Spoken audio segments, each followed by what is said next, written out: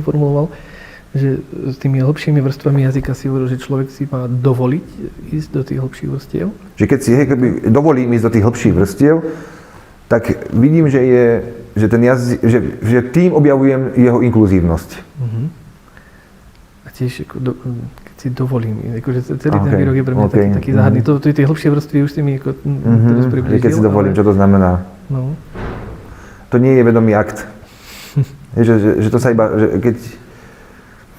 že mi to takto, alebo že mi to situácia, život, Boh dovoľuje, že otvorí mi to, že to vnútorné videnie toho jazyka na tých hlbších vrstvách, to nie je, že ja som si dovolil. Že mám dovolené a neviem kým. Sebou, iným, to je jedno. Mystika jazyka, hej? No, že určite to má veľmi veľa z mystiky. Veľmi, veľmi veľa. Mystika zostupu do jazyka. Hej, že nie je to len to, ale že určite jazyk je obrovským sprievodným javom tohoto mystického vzostupovania do tých hlbších vrstiev. Že nedá sa takto, že mystika nedá sa oddeliť od jazyka, asi takto by som to dal. Hej. A ešte stále neviem, čo to je presne mystika, ale že je to niečo, je to objavovanie že vnútorného sveta, ktorý má hĺbšie, alebo že má stále nové dimenzie, s ktorými sme nepočítali pred pár rokmi, ale zároveň vieme, že sme ich všetky poznali ako deti, napríklad tieto dimenzie. A že to je iba také, že rozpomínanie sa na ten detský stav, z môjho pohľadu, že je to rozpomínanie sa.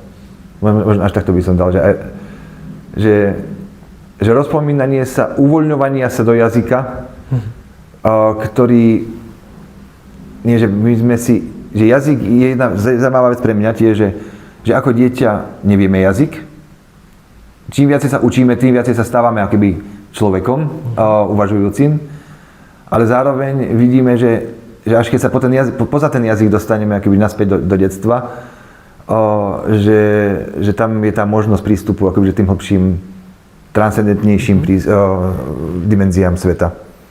Čiže nejaká druhá naivita, hej? Možno, hej. Naivita, alebo čo to je? Možno, že intuícia nejaká. Naivita je dobré slovo asi tiež. Tá super pozitívna naivita. Lebo to čo je, že naivita je. A to včera mi napadlo na prechádzke, keď som bol, že nenapadlo mi slovo naivita, ale že spoľahnutie sa na Ducha Svätého, že čo to je? No presne to je tá naivita.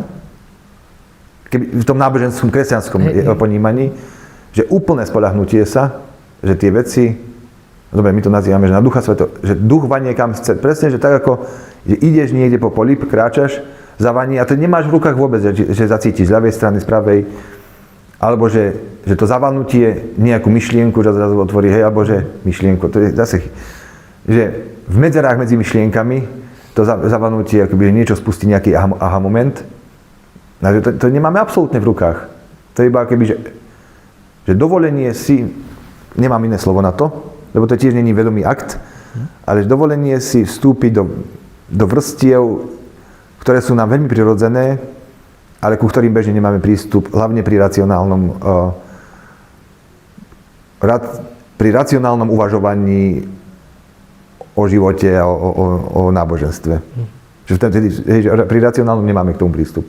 Ale zároveň to racionálne uvažovanie je súčasťou cesty tiež. Zhruba?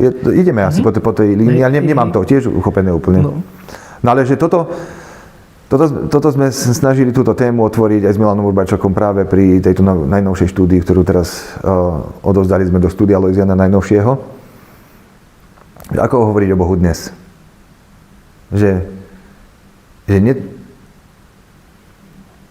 pre mňa, čo je také trošku prekvapenie, že doteraz som mal tendenciu povedať, dobre, mal som rôzne tendencie, ale že mal som aj takú tendenciu, že aj ten, kto hovorí, že nehľadá Boha, že niekde vnútri hľadá ho. Ale Ale že keď on hovorí a cíti to tak, že nehľadá, tak potom, že mu verím. No. A že mu, hej, ale že vôbec nie je menej človekom ako ten hľadajúci. Že to hľadanie je niečo ešte vnútornejšie, čo nás môže spájať, ale že nemôžem to pomenovať hľadanie, lebo on hovorí, že nehľadá. Ale že sme na nejakej rovnakej vlne, ktorá nás spája. A teraz jazykovo, ako ju nájdeme, hej, že toto... Napríklad sme minule otvorili slovo nádej. Že nádej je niečo, čo sa vieme dohodnúť, že vôbec že rozumieme, že existuje takýto rozmer. Bez ohľadu na náboženské vyjadrenie alebo na náboženskú príslušnosť alebo